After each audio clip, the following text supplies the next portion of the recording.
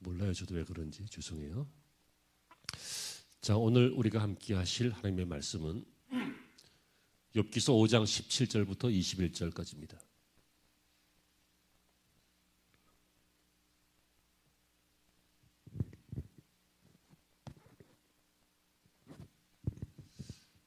자, 욥기서 5장 17절부터 21절까지 제가 먼저 읽지요. 다음 절 여러분 읽으십니다.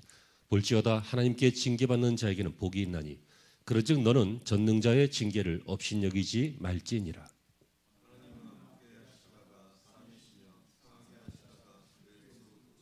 여섯 가지 환난에서 너를 구원하시며 일곱 가지 환난이라도 그 재앙이 내게 미치지 않게 하시며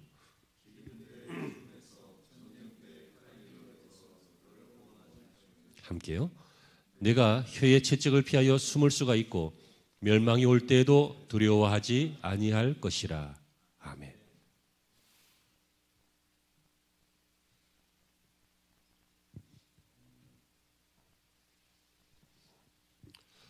할렐루야. 인생을 꽃길만 걷기를 바라는 것이 보통의 사람들의 마음입니다. 그래서 친구들끼리 요즘 그런 이야기 하더라고요. 꽃길만 걸어라. 그럴 수 있다면 얼마나 좋습니까? 제가 한 가지 예언하겠는데요. 여러분들은 수십 년 후에 꽃길만 걷게 될 것입니다. 그것은 천국입니다. 이 땅에서는 꽃길만 못 걷습니다. 꽃길도 걷고 고난길도 걷습니다. 만약에 이 땅에서 꽃길만 걷는다면 이 땅이 천국이죠. 그러므로 사랑하는 성도 여러분, 오늘의 이 문제에 꽃길을 걷기를 바라고 평안하고 좋은 인생 되기를 바라지만 때때로 예기치 않게 혹은 예측 가능하게 여러 가지 상황으로 다가오는 고난길을, 어려운 길을 우리는 어떻게 해석하고 어떻게 걸어가야 할 것인가, 이에 대해서 함께 말씀을 나누겠습니다. 저 동방 우수 땅에 의인으로 유명한 굉장히 좋은 신앙인이 있었습니다. 그의 이름은 욥이라고 하는 사람입니다. 이 사람은 우리가 잘 아는 바와 같이 또 신앙생활 하시면서 전해들은 바와 같이 고난의 대명사와 같은 사람입니다. 모든 재산 잃고 모든 자녀 잃고 모든 사람 잃고 모든 건강 잃고 그럼 다 잃었죠. 하지만 그는 결정적으로 신앙을 잃지 않아서 그 아픈 인생을 살다가 싸매 주시는 하나님의 도우심으로 그 전보다 갑절이나 더 큰 복을 받고 사는 고난의 사람, 극복의 사람, 축복의 사람, 그 대명사가 바로 욥이라고 하는 사람입니다. 우리는 욥처럼 거부가 되기를 바라는 사람도 있고요. 욥처럼 자녀들이 잘 되는 것을 바라는 사람들도 있고요. 욥처럼 신앙이 잘 되기를 바라는 사람도 있습니다. 욥처럼 존경받는 의인이라고 했으니까 존경받는 인생이 되기를 바라는 분들도 계십니다. 그러나 여러분, 그 꽃길은 이 가시밭길이 앞에 먼저 있다는 것입니다. 동방의 의인 욥의 친구였던 엘리바스가 욥에게 찾아와서 뭐라고 합니까? 인생은 고난을 위하여 났나니 불티가 위로 나름 같으니라. 인생은 고난이 있는데 불티가 불 위로 날린다. 이건 뭐예요? 자연스러운 현상이다. 인생에 있어서 고난이 있는 것은 자연스럽다. 그래서 어떤 분은 우스갯소리로 인생이 얼마나 힘들 것을 예고하는 것을 어떻게 알 수 있느냐? 아기가 태어날 때 웃으면서 태어나더냐? 태어나자마자 운다. 인생은 시작과 더불어 운다. 죽을 때도 그냥 죽더냐? 죽자마자 운다. 사람들이. 인생은 고난이다. 이런 이야기를 하시는 분이 계십니다. 여러분, 맞습니다. 인생 전체가 고난은 아니지만 인생의 상당 부분은 고난입니다. 그런데 여러분, 여기서 우리가 헷갈리거나 오해하지 말아야 할 것이 있는데 그 고난은요, 고난은 몇 가지 의미가 있다는 것입니다. 한 가지로만 해석하면 안 된다는 거예요. 대부분 종교적으로 혹은 신앙적으로, 더 나아가 미신까지 포함해서 해석을 하면 고난은 징계라고 생각합니다. 나쁜 일 생기면 네가 그런 짓을 해서 그렇게 되지. 이게 기독교나 불교나 유교나 일반 도덕이나 상관없이 모든 사람들의 마음속에 자리 잡고 있는 고난에 대한 해석입니다. 네가 그따위로 해서 그렇게 됐지. 그렇죠? 예, 맞습니다. 고난은요, 징계일 수 있습니다. 그러나 반드시 고난이 징계인 것은 아닙니다. 오늘 욥 같은 경우는 징계가 아니었습니다. 그래서 이 몇 가지 경우들을 보고 몇 가지 현상들을 생각하고 그리고 동시에 더 나가서 뭐요? 이 고난에 나는 어떻게 살아야 하는가? 어떻게 신앙의 자세를 유지해야 되는가를 배우셔서 현재 고난에 있거든 당연히 이겨내시고 앞으로 고난이 올 텐데 올 거에 대해서도 대비하시고 그리고 미리 이러한 신앙적 정보를 가지고 두려워하지 말고 당당하게 꽃길을 꿈꾸며 가시밭도 걷고 꽃길을 걸을 때는 가시밭도 준비하는 지혜로운 저와 여러분이 성도분들이 되시기를 바랍니다. 오늘 본문 17절에 볼지어다 하나님께 징계받는 자에게는 복이 있나니 그런즉 너는 전능하신 자의 경책을 업신여기지 말지니라 라고 했습니다. 엘리바스가 욥이 고난을 당할 때 찾아와서 여러 가지 좋은 권면들을 해줍니다. 때로는 틀린 말도 합니다. 성경은 틀리지 않지만 무오하지만 성경에 나오는 사람들의 발언은 함부로 해석하면 안 돼요. 틀린 말도 많이 합니다. 근데 그것들은 이제 선지자나 구약 시대는 신약 시대는 뭐 학자나 목사나 이런 분들이 해석을 해드리잖아요. 이 사람은 지금 신앙 플러스 일반적 도덕론으로 이렇게 이야기합니다. 네가 받고 있는 거 이거 징계받는 것이다. 그런데 징계받지만 징계받는 게 복일 수도 있다. 왜? 징계받을 때 전능자의 경책을 업신여기지 않고 이게 무슨 뜻일까 생각해 볼 수 있기 때문이다. 맞는 말이죠. 네, 맞는 말입니다. 하지만 본질적으로 욥은 징계받는 게 아니었습니다. 시험당하고 있었을 뿐입니다. 어쨌든 사람들의 눈에는 징계받는 걸로 보였습니다. 그건 중요하지 않아요. 중요한 건 뭐예요? 우리는 이 징계, 아픔, 고난의 의미를 해석해 보자는 거예요. 첫째로. 그래서 우리가 이 시간 볼 것은요. 하나님이 어떤 분이시냐? 그분은 아프게 하시고 상하게 하시는 분이시다. 오늘 본문 18절에 하나님은 아프게 하시다가 그리고 저 뒤에 보면 싸매시고 또 상하게 하시다가 그러니까 아프게 하시고 상하게 하신다는 거예요. 우리 인생이 아프고 상하는 것은 그러니까 다시 말하면 안 아프고 안 상하는 것은 하나님이 보호하실 때고 지켜주실 때인데 어떨 때는 하나님이 우리를 아프게 하시고 상하게 하신다는 거예요. 하나님이 전쟁을 주시고 기근도 주시고 환난도 주시고 병도 주시고 하실 수 있다는 거예요. 여러분 그 이유가 무엇입니까? 그 대부분의 경우는 하나님이 아프게 하시고 상하게 하시는 경우는 몇 가지 경우가 있는데 첫 번째 경우는요. 범죄함을 깨닫고 회개를 요구할 때입니다. 사람은 웬만하면 자기 합리화를 합니다. 그리고 웬만하면 자기를 보편화시키기도 합니다. 또 남들도 다 그러는데 남들도 다 그렇게 사는데 합니다. 여러분 이것은 하나님 앞에 통하지 않습니다. 사람들 앞에는 통할지 모릅니다. 아유 오죽하면 그랬겠냐 그래. 아유 전 더 나쁜 놈도 많은데 아유 그래도 비교적 괜찮다. 뭐 사람들 앞에 통할지 모르지만 하나님은 만유의 여김을 받지 않으십니다. 하나님은 속지 않으셔요. 사람들의 그런 이상한 잣대에 하나님은 왔다 갔다 하지 않으세요. 하나님 앞에 인류는 원죄와 자본죄로 범죄한 사람들이에요. 아담 이후로 원죄로 탄생하게 되었고 또 살아가면서 자본죄, 내가 짓고 있는 죄, 수많은 죄, 기억나는 것, 기억나지 않는 것까지도 많은 죄들이 우리 안에 있어요. 여러분 인생이 태어날 때 울면서 태어나는 것, 해산할 때 고통을 받게 되는 것 이게 다 뭐예요? 죄의 결과잖아요. 아담과 하와가 에덴 동산에서 죄를 짓고 나서 하나님께서 내리신 결과잖아요. 네가 해산할 때 고통을 겪게 된다. 네가 종일토록 수고하여도 땅이 열매만 좋은 꽃길만 걷게 하는 게 아니라 엉겅퀴를 내고 그럴 것이다. 그래서 땀 흘리고 수고해야 되고 위험에 빠지고 이게 다 뭐예요? 원죄의 결과고 그리고 그 이후에 전쟁과 기근과 인간의 모든 인류 역사에 기록된 비극들은 우리 자본죄들의 결과잖아요. 그런데 이것을 사람들은 어떻게 한다고요? 합리화한다고요. 어떻게 한다고요? 보편화한다고요. 남들도 다 그런다고 또 비교한다고요. 난 저거에 비하면 낫다. 작은 도둑놈이 왜 나만 갖고 그래입니다. 저 큰 도둑놈도 많은데. 그런 이야기 하잖아요. 그렇다고 작은 도둑놈이 큰 도둑놈에 비해서 죄가 좀 작아 보일 뿐이지 죄가 없는 건 아니잖아요. 그러므로 여러분 우리는 인정해야 되는 것이 무엇입니까? 우리에게 죄가 있다는 것입니다. 아니, 우리는 죄인이라는 것입니다. 하나님이 인생에게 괴로움을 겪게 하실 때마다 우리는 뭘 생각해야 된다고요? 이것만 생각하면 안 되지만 이것도 생각해야 돼. 우리는 죄가 있고 죄를 고백해야 한다는 거예요. 내가 죄인이 아니라는 것은, 내 죄를 인정하지 못하는 것은, 비교적 괜찮다는 것은, 이것은 불신앙이고 인본주의자고 마귀에게 속고 있는 것입니다. 또 이렇게 죄 때문에도 우리는 고난을 당하기도 하지만 때로는 의인을 더 정금같이 만들려고 이걸 연단한다 그래요. 연단하기 위해서 고통을 당하기도 합니다.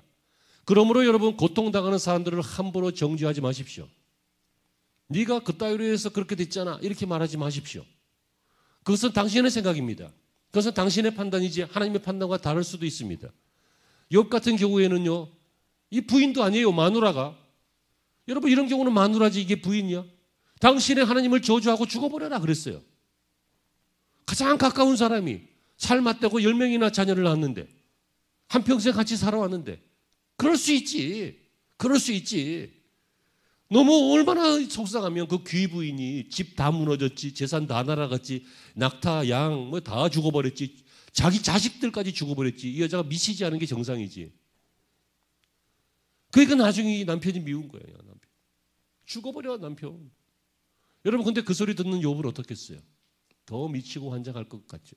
욥기가 이렇게 문학작품처럼 기록이 되어져서 드라마처럼 보이진 않지만 이걸 마치 드라마 대본처럼 한다면 이 안에 우리 눈에 상상이 되죠. 그런 막 드라마틱한 장면들이 많이 나오는 거예요.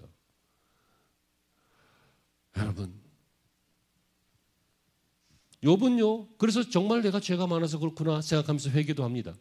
물론 욥도 죄인이에요. 욥도 죄가 있을 거예요. 하지만 욥의 죄는 계속 털어냈어요. 계속. 저를 보세요. 우리는 늘 죄인이에요. 근데 중요한 건 뭐예요? 그 죄가 계속 쌓이는 죄인이 있고 계속 털어내는 죄인이 있어요. 털어낸다는 건 뭐예요? 회개한다는 거예요. 욥은 어떻게 살았다고요? 늘 하나님 앞에 거룩하게 의롭게 살려고 애쓰고 또 하나님 앞에 번제를 드리고 화목제를 드리고 그랬어요. 그리고 혹 자식들이 철이 없어갖고 아직 하나님 앞에 그 관계 회복을 못하고 죄 짓고도 그냥 뻗탱이일까봐 자식들을 위해서도 하나님 앞에 죄를 드렸어요. 그러니까 뭐예요? 요즘으로 얘기하면 계속 회개하는 삶을 살았다는 거예요. 근데 이런 사람이 왜 고난을 당하냐고. 죄가 첫 번째 경우는 뭐예요? 범죄했기 때문이라 그랬죠. 그래서 우리는 죄인임을 인정하고 죄를 고백해야 된다. 두 번째 경우는 이 욥 같은 경우인데 의인인데 죄가 있지만 늘 회개하는 의인인데 이 사람이 이렇게 고난을 당한 경우는 무엇입니까? 사랑하는 아내가 저주하고 자식들 다 죽고 재산 다 날아가고 친구들 와서 네가 죄가 있으니까 그렇지 마, 이렇게 엘리바스라든지 다른 친구들이 와서 막 도덕적 잣대를 들이대면서 사람 마음 더 힘들게 하고 그러저라도 힘들어 죽겠는데 와서 그냥 등이나 두들겨주지 뭐 가르치려고나 하고 잘난 척이나 하고. 여러분, 이런 경우는 참 힘들죠. 근데 이런 경우가 있을 수 있다는 거예요. 있을 수 있어요. 후배가 선배를 모욕하고 어린 사람이 나이 많은 사람들을 모욕하고 무식한 자가 배운 사람들을 모욕하고 뭘 모르는 것이 뭘 좀 알고 참아주고 인내하고 사랑하고 더 큰 그릇을 모욕하고 하는 경우가 있다는 거예요. 그때 우리는 어떻게 해야 됩니까? 맞서 싸우고 본때를 보여주고 확 바질이 밟아버리고 박사학위증을 까고 재산 목록을 까고 할 게 아니라 그때 우리는 어떻게 해야 된다고요? 욥처럼 훈련받는 시간으로 여겨야 한다는 거예요. 여러분, 사람이 재산이 많아지거나 배운 것이 많아지거나 직분이 높아지면요 당연히 망나니가 되게 돼 있어요. 왜? 사람은 요만한 힘이라도 있으면 그 힘을 쓰려고 그래요. 힘이 있으면 동네 통반장만 돼도 힘을 쓰려고 그래요. 학교 반장만 돼도 그 힘을 쓰려고 한다니까. 완장만 채워놓으면 걸음걸이가 달라진다 그런 얘기 있잖아요. 완장만 채워놓으면. 그러므로 여러분, 완장을 찾는데도 많이 배웠는데도 지위가 높은데도 겸손하고 사람들을 배려하고 사람들을 생각할 수 있는 사람들은 어떤 사람들이에요? 훈련이 된 사람들이에요. 그 훈련은 어떤 훈련이에요? 가난한 자에게도 모욕을 당해보고 무식한 자에게도 모욕을 당해보고 천한 사람에게도 모욕을 당해보고 충분히 그러지 않은 상황에서도 그런 소리를 들어보면서 어떻게 해요? 하나님을 찾는 사람들. 이 사람들을 세상에서는 인격자라 그러고 교회에서는 믿음의 사람이라고 그래요. 욥은 어떤 사람이 됐다고요? 그러지 않아도 믿음의 사람이었는데 나중에는 귀로만 듣던 하나님을 눈으로 보는 믿음의 사람. 도덕적이고 관념적이고 종교적인 하나님을 실제적으로 체험하는 하나님의 사람으로 변하게 되었어요. 이런 경우에 고난이 올 수 있어요. 그리고 역사적인 것도 있는데 이건 시간 많이 가니까 하지 맙시다. 예를 들어서 선민 구원을 위한 그런 고난이 있어요. 여러분 이스라엘이요. 그냥 가나안 땅에 들어가면 훅 들어가서 거기서 나라 이루고 잘 살면 됐지. 왜 하나님은 아브라함에게 약속을 해놓고는 바로 들어가기도 못하고 나중에는 이제 자기 손주들 통해서 요셉이라고 하는 사람이 형들에 의해서 팔리죠. 그래서 애굽 땅으로 팔려가잖아. 근데 거기서 우리가 잘 알고 있는 그 이야기 2차 여차 여차 조차. 자 따라합니다. 시작. 그게 창세기 10몇 장부터 35장까지 내용이에요. 이게 2차 여차 여차 조차 해가지고 어떻게 돼요? 뭐 꿈 해몽하고 뭐 이런 사건 통해서 애굽의 총리가 되죠. 왕권만 갖지 않지만 모든 것을 다 통치할 수 있는 총리가 되잖아요. 그때 이제 흉년이 와가지고 또 2차 저차 조차서 해갖고 형제들 만나고 그리고 형제들 보고는 이제 내가 그 사람인 걸 밝혀갖고 모든 가족들 다 오게 만들지. 근데 문제는 거기서 이제 해피엔딩, 거기까지는 해피엔딩이야. 거기까지는 그 드림웍스에서 나오는 그 이집트 왕자 그 만화 영화 보면 거기까지 해피엔딩이야. 근데 그 다음에 어떻게 됐어요? 역사를 보면 이 요셉을 모르는 왕들이 나와요. 히브리인들이 왜 들어와서 정착했는지 그 중요한 의미를 모르는 다음 세대 왕들이 쭉 오면서부터 어떻게 됐어요? 히브리인들이 워낙 번식력이 좋아서 인구가 많아지니까 이것들을 내줬다가는 애굽이 위험할지도 모른다. 그래서 히브리 사람들을 노예로, 종으로 바꾸죠. 종으로. 그래서 애굽 땅에서 400년 동안이나 대를 이어오면서 종살이 하잖아. 이상한 경우 아니에요? 아니 가나안 땅에 그냥 들어가서 거기서 애들 잘 낳고 잘 살게 하고 그냥 잘 컸으면 될 텐데 왜 하나님께서는 종으로 만들어가지고 나중에는 모세라고 하는 사람을 통해서 이끌고 나와요. 그때 나오는 사람들이 100만 명이 넘어요. 그 사람들이 가나안 땅으로 가는 거예요. 이건 이제 역사적인 일이니까 설명하려면 너무 기니까 이런 경우에 하나님께서 연단하시는 경우도 있어요. 그런데 이게 이스라엘만 있는 게 아니라 우리도 있어요. 우리도 일제 치하 전부터 복음이 들어오기 시작해서 조선시대 말에 그 복음의 핍박을 받다가 나중에는 복음이 막 불타올랐죠. 한때 여러분 평양은 한국의 예루살렘이라고 불렸어요. 왜? 평양 시내에는 주일날 아침에 사람이 없었어요. 왜? 다 교회에 있으니까. 그 정도였다고요. 길선주 목사님 이런 기라성 같은 영적 스승들이 그때 많았어요. 그 전쟁을 통해서 또 우리가 환란을 겪죠. 일제시대를 겪죠. 전쟁을 겪죠. 가난을 겪죠. 이런 역사적인 것들도요. 하나님께서는 아프게 하시다가 싸매시기 위해서 주시는 경우예요. 그러니까 이건 여기까지만 할게요. 봐요. 왜 우리는 아프게 하시고 상하게 하시느냐. 죄인임을 깨달아라. 죄인임을 고백하라. 이런 의미도 있고 때로는 내가 늘 회개하면서 사는데도 늘 힘들다. 늘 어려움이 많다라고 하면서 나를 더 큰 그릇으로 만들기 위해서 의인을 단련하시기 위한 경우도 있고 그리고 때로는 우리는 어떤 역사의 소용돌이에 휘말려서 뜻하지 않게 뭐 조선시대를 살 수도 있고 일제시대를 살 수도 있고 전쟁시대를 살 수도 있고 뭐 유신시대를 살 수도 있고 그러면서 고통을 겪을 수도 있고 그렇다는 이야기예요. 그런데 여러분 중요한 것은 이것입니다. 중요한 것은 둘째로 오늘 결론이에요. 오늘은 정말 설교가 짧을 거예요. 알 것만 딱 하면 되지 뭐 잔소리 많이 할 필요 없어요. 두 번째, 첫 번째, 두 번째, 세 번째인데 오늘은 첫 번째, 두 번째. 첫 번째, 아프게 하시는 경우, 죄, 범죄, 그리고 이 의인의 연단, 그리고 역사적인 하나님의 섭리 이런 경우고. 그런데 이런 경우 때문에 그런데 이 과정에서 어떤 일이 생기냐면 막 동료가 대적이 되고 가족이 믿을 만한 사람이 등을 돌리고 몸에 질병이 생기는 경우도 있고 욥도 그랬어요. 명예를 잃기도 하고 물질이나 재산을 다 빼앗기기도 하고 마음이 너무 힘들어서 이 마음이 완전히 정신병자 비슷하게, 혹은 가난한 자 비슷하게, 혹은 텅 비어 있는 공허한 것 비슷하게 이렇게 돼서 살 낙이 없게 만들고 뭐 이런 상태가 될 때가 있어요. 근데 그때 설교를 여기까지만 듣고 그런 이유 때문이구나 하고 설교가 끝나면 대단히 위험하죠. 둘째, 아프게 하시고 상하게 하시지만 그 다음에 설교 제목이 뭐예요? 싸매시는 하나님이 계시다는 거예요. 오늘 18절에 하나님은 아프게 하시다가 싸매시며 상하게 하시다가 그 손으로 고치시나니, 다시 말하면 싸매신다라고 하는 것은 고치신다 그 뜻이에요. 붕대를 왜 감아요? 상처를 낫게 하려고 감죠. 이것은 치료하시는 하나님, 회복하시는 하나님, 위로하시는 하나님, 축복하시는 하나님을 우리에게 소개하고 있는 것입니다. 믿어지시기를 주의 이름으로 축원합니다. 구체적으로 말하면 19절에 6가지 환난에서 너를 구원하시며 7가지 환난이라도 그 재앙이 내게 미치지 않게 하신다.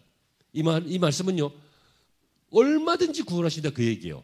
6가지, 7가지만 하신다는 게 아니라, 이것을 반복하는 이유는 6가지 환난이나 7가지 환난 같은 세기가 많은 몇 개인지 계속 반복되는, 그러니까 어떠한 환난이라도 하나님은 구원하신다는 거예요. 사람은요, 애가 넘어지면 거기서 건지는 건 돼요. 하지만 애가 절벽에서 떨어지면 거기서 어떻게 건져? 왜? 사람이니까. 근데 창조주는 우리 인생이 넘어지면 거기서 건지는 것도 되지만 우리 인생이 절벽에서 떨어져도 거기서도 건지신단 말이에요. 아멘. 어떤 사람이 그러잖아요. 주님이 날 보고 자꾸만 절벽으로 날 밀어붙이더래. 왜 내 인생을 이렇게 망치시냐고, 왜 이렇게 겁을 주시냐고. 그러더니 설마 절벽에서 밀지 않겠지. 근데 주님이 밀어버리더래. 얼마나 상심되고 겁먹고 그러겠어요. 그 떨어지다가 보니까 발견한 게 있어요. 자기에게 날개가 있더래. 주님이 나를 그 절벽으로 밀어버리기 전까지는 내가 날 수 있다는 것을 몰랐다는 거예요.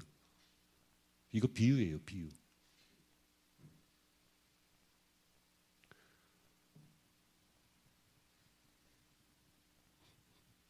하나님의 마음이 무엇입니까? 제가 기복적인 목사는 아니라는 거 아시죠? 제가 좀 미신적인 것과 기독교를 혼합하는 것을 굉장히 경멸하고 싫어한다는 것도 아시지요? 한때 조직신학 교수였던 것도 아시지요? 제가 신학적으로는 완벽하진 않지만 또 삐딱한 사람은 아닙니다. 저는 기복적인 사람은 아니에요. 하지만 틀림없이 하나님이 복의 근원이라는 것은 믿어요. 예레미야가 3장 33절에 뭐라고 되어 있습니까? 하나님께서 인생에게 근심 주심이 본심이 아니시다 그랬어요. 여러분 당연한 거 아닙니까? 우리는 근심이 많지만, 힘든 것이 많지만, 꽃길이 아니라 가시밭길을 걸을 때가 많지만 그게 하나님의 본심은 아니다. 그 당연한 것 아니에요.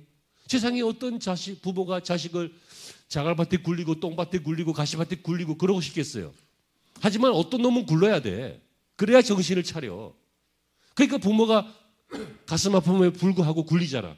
종아리 회초리 들잖아.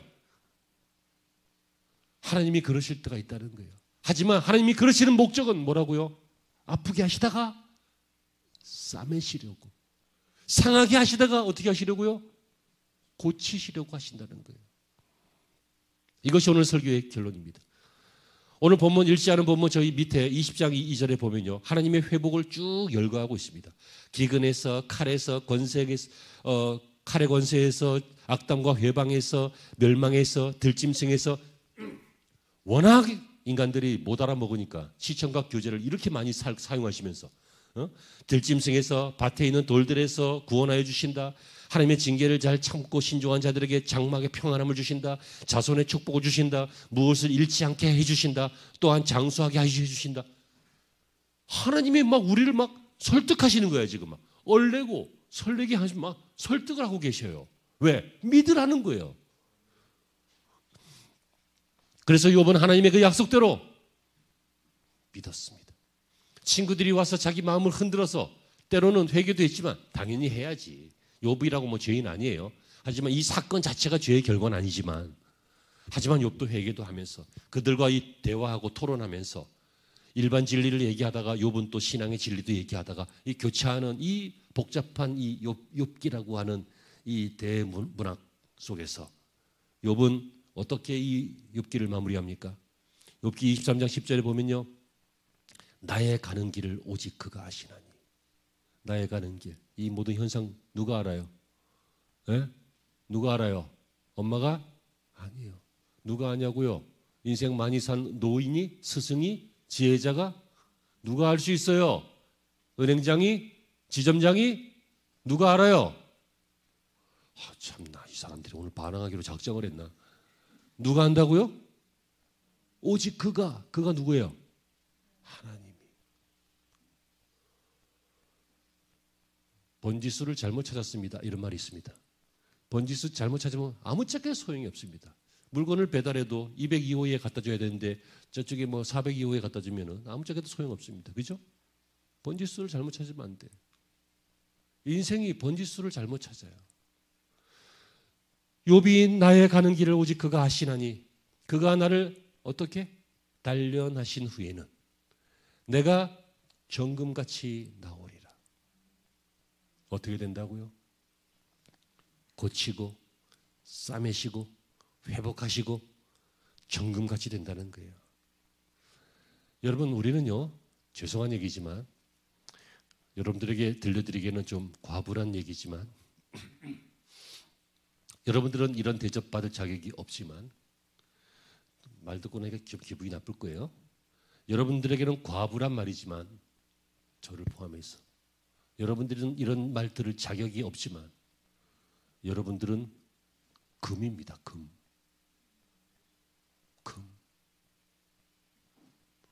그런데요, 연단하지 않은 금입니다.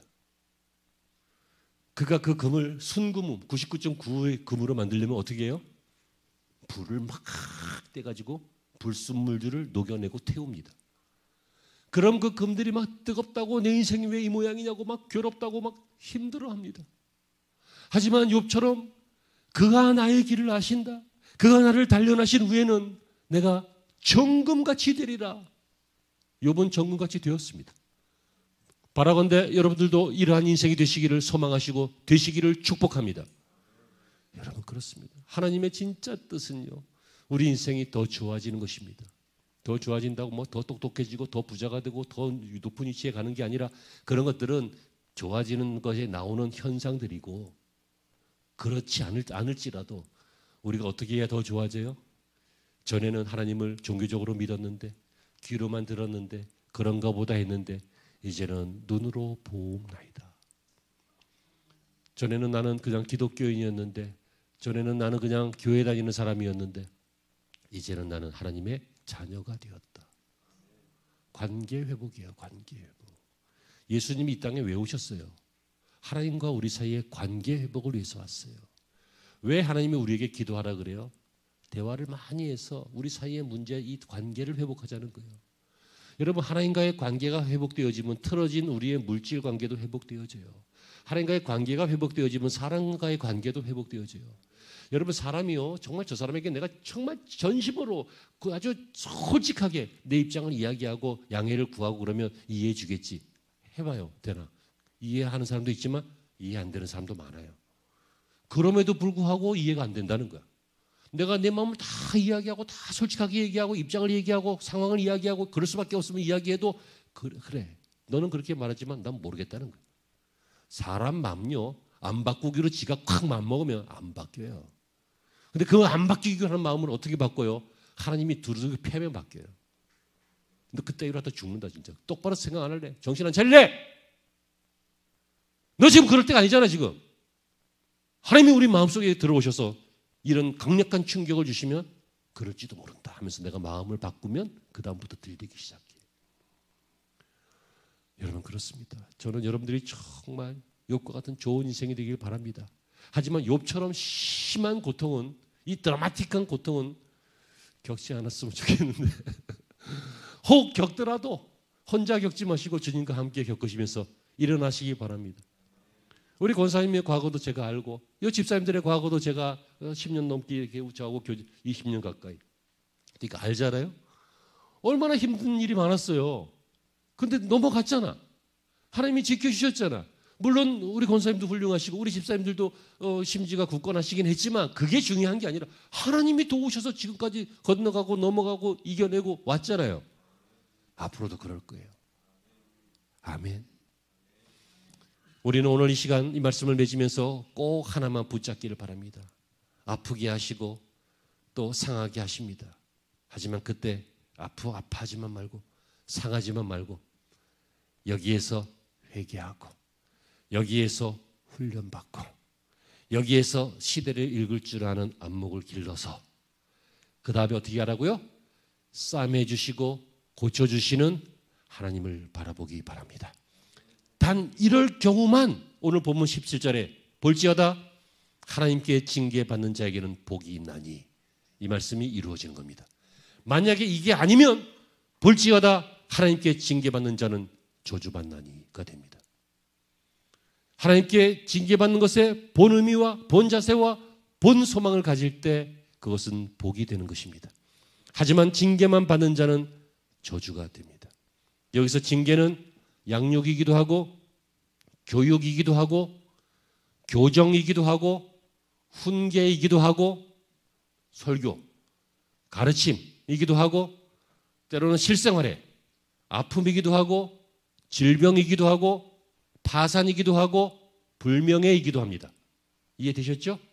하지만 이 모든 징계는 우연의 산물이 아닌 하나님의 산물이고 언뜻 보면 심판과 진노의 산물처럼 보이지만 잘 받으면 축복의 산물이고 전화위복을 목적으로 하는 하나님의 계획이고 우리를 향한 사랑입니다.